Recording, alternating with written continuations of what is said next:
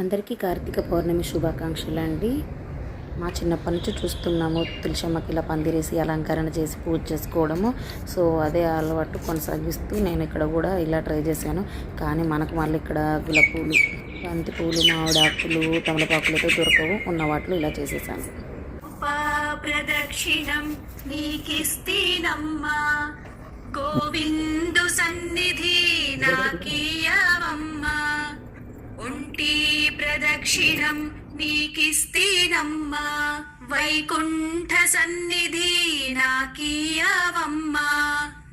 రెండో ప్రదక్షిణం నీకిస్తీనమ్మా, నిండైన సంపదలు నాకీయవమ్మా.